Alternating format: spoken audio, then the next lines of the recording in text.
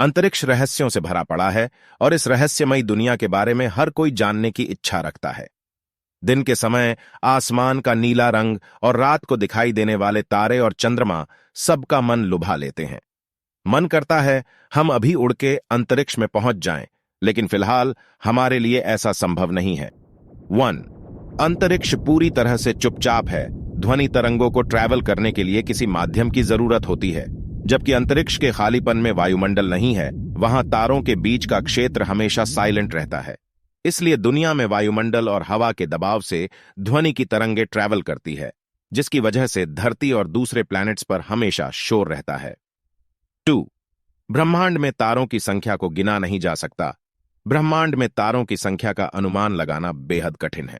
फिलहाल हमारी Galaxy milky वे में तारों की संख्या का अनुमान लगाया जाता है और फिर उसे ब्रह्मांड में अनुमान लगाई गई गैलेक्सीज की संख्या से गुणा किया जाता है।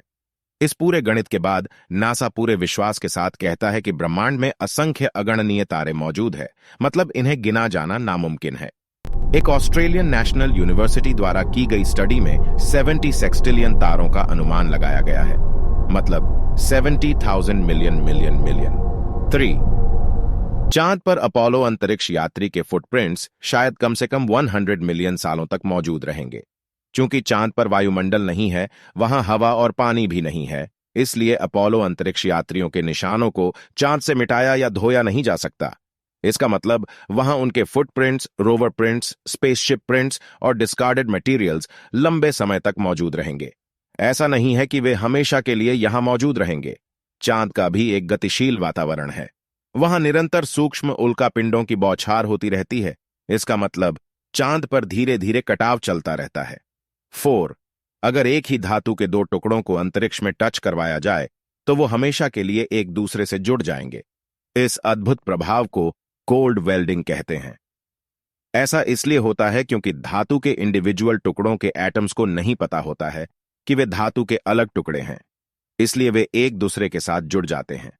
ऐसा धरती पर नहीं होता क्योंकि यहां हवा और पानी टुकड़ों को अलग कर देते हैं। 5. शुक्र ग्रह का एक दिन पृथ्वी पर 1 साल से लंबा होता है। शुक्र ग्रह अपनी धुरी पर बहुत ही धीमी गति से घूमता है, जो एक पूरी साइकिल कंप्लीट करने में पृथ्वी के करीब 243 दिन के बराबर समय लेता है। जबकि सूर्य के चारों ओर चक्कर लगाने में शुक्र ग्रह पृथ्वी के 226 दिन के बराबर समय लेता है, जो अपने आप में काफी मजेदार बात लगती है। और सूर्य प्रत्येक 117 पृथ्वी दिन के बाद उदय होता है, जिसका मतलब 1 साल में सूर्य केवल 2 बार ही उदय होता है। और दोस्तों, लाइक, शेयर और सब्सक्राइब करना ना भूलें। मिलते हैं मेरे अगले वीडियो में।